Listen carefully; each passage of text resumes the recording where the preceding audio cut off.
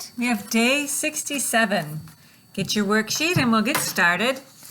Look through the capitalization, try it on your own, and then at the tail end of the video, I will give you the answers. But first, always try to do it on your own.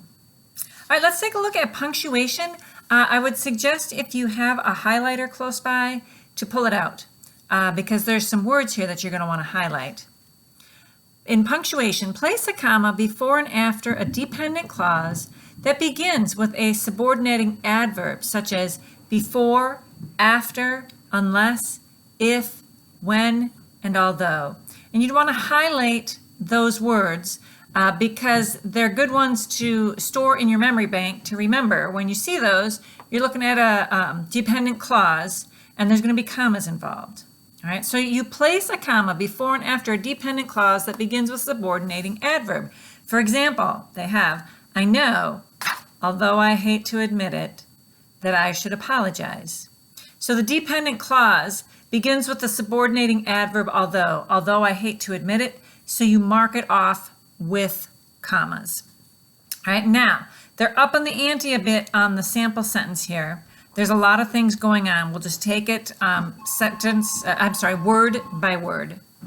Senator Briggs remarked, her expression, if truth be told, reflected anger. All right, so one of the things that we might notice right off the bat is that there's a direct quotation here.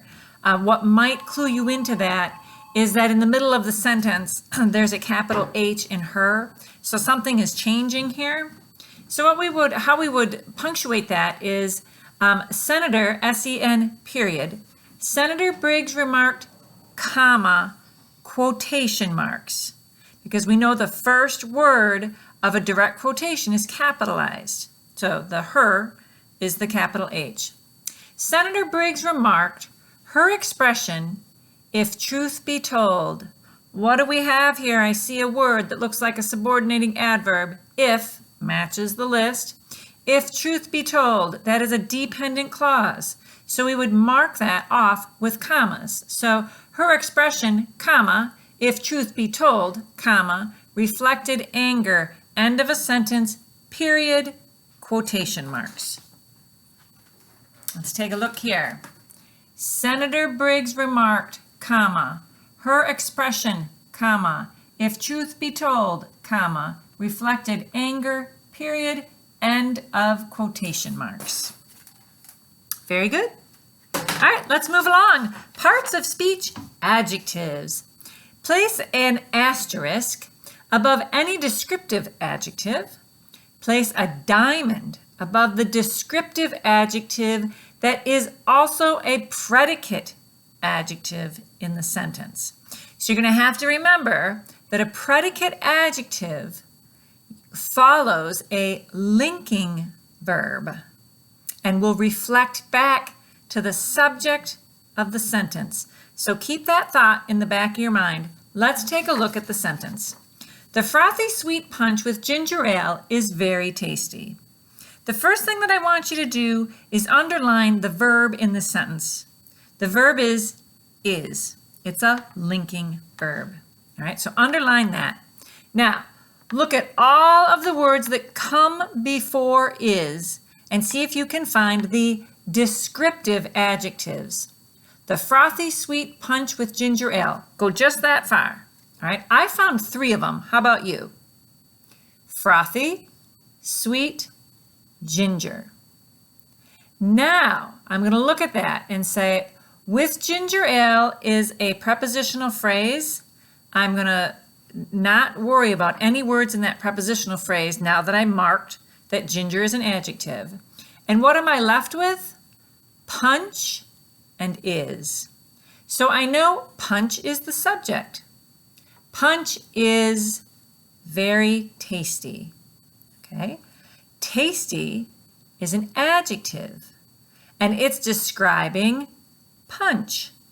So it is a predicate adjective and you're going to put a diamond above that. Okay? Because that is linking back, tasty is being linked back to punch. So here's all what happened here. The frothy sweet punch with ginger ale is tasty.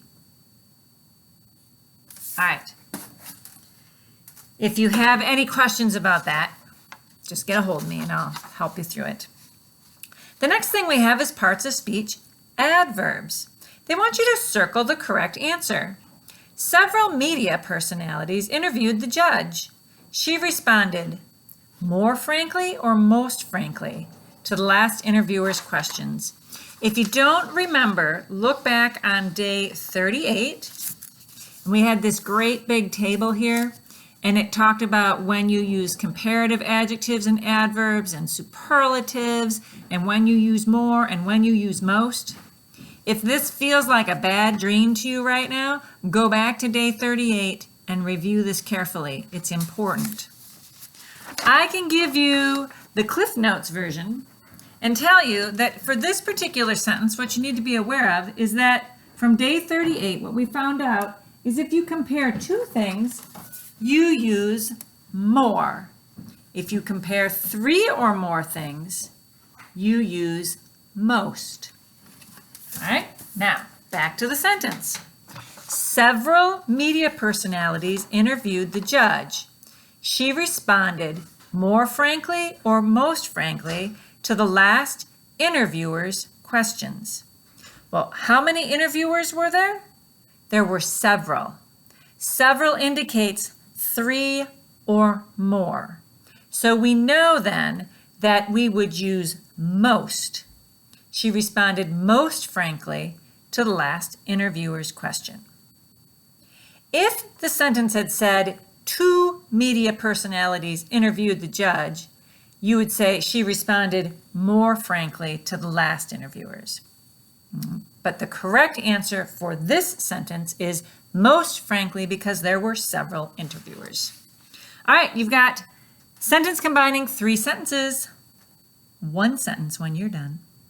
Capitalization. I hope you took the time to try it on your own. If you want to double check for correct answers, here you go.